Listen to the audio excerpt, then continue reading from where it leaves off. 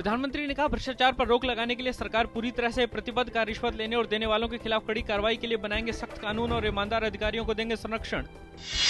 अरविंद केजरीवाल का दावा, उनके पास हरियाणा सरकार और डीएलएफ के बीच सांठगांठ साबित करने के हैं और भी सबूत मौजूद। हरियाणा सरकार को डीएलएफ को कथित रूप से पहुंचाए गए फायदों के बारे में जारी करना चाहिए श्वेत पत्र। डीएलएफ ग्रुप और रॉबर्ट वाड्रा के व्यापारिक संबंधों की सुप्रीम कोर्ट के रिटायर्ड जज से जांच कराए जाने की मांग।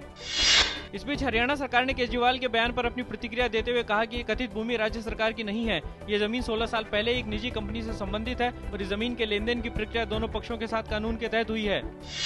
क्रिकेट का सामान तैयार करने वाली अंतर्राष्ट्रीय कंपनी बीडीएम के प्रबंध निदेशक सुधीर महाजन का मेरठ गंगानगर पुलिस चौकी के पास से अपहरण, घटना से शहर में दहशत।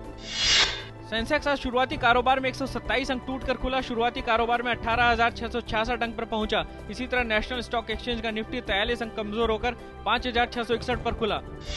विदेशों में डॉलर के मजबूत होने से अंतरबैंक विदेशी मुद्रा बाजार में शुरुआती कारोबार में रुपया आज अमेरिकी मुद्रा की तुलना में 16 पैसे कमजोर होकर 52 रुपए 88 पैसे प्रति डॉलर पर किया गया दर्ज। उत्तर कोरिया ने अमेरिका के मुख्य भूभाग तक मिसाइल पहुंचाने का किया दावा। संयुक्त राष्ट्र महासचिव ने जताई चिंता। अमेरिका ने कहा, मिसाइल पर खर्च करने के बजाय अपने लोगों को खाद्यान्न मुहैया कराए कोरिया। उधर चीन ने इस पर लगाम लगाने का किया आह्वान।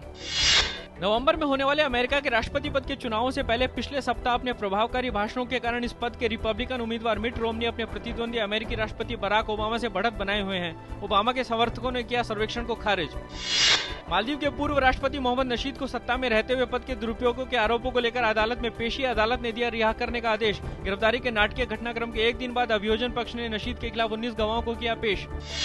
फ्रांसीसी वैज्ञानिक सर्गे हरोशे और अमेरिकी शोधकर्ता डेविड जे वाइनलैंड को संयुक्त रूप से वर्ष 2012 का भौतिकी नोबेल पुरस्कार। उनके काम से सुपरफास्ट कंप्यूटर बनाने में मिलेगी मदद। आईसीसी ने अंपायरों को लेकर किए गए निजी टीवी चैनल के स्टिंग ऑपरेशन के संबंध में जांच करने का किया फैसला। आईसीसी ने न्यूज चैनल से स्टिंग से संबंधित फुटेज को मंगाया।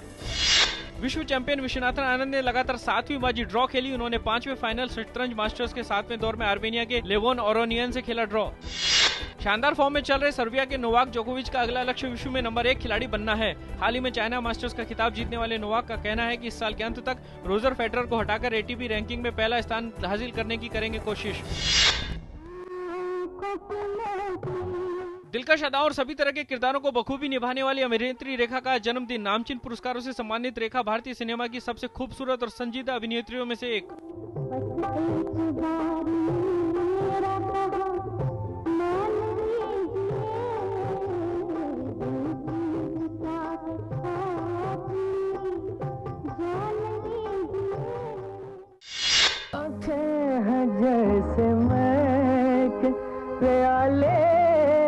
हिंदी सिनेमा के नायक गुरुदत्त की आज 48वीं पुण्यतिथि। सिने प्रेमी कर रहे हैं अपने कलात्मक अभिनेता को याद। तुम्हें प्यार की तुम वो शराब हो,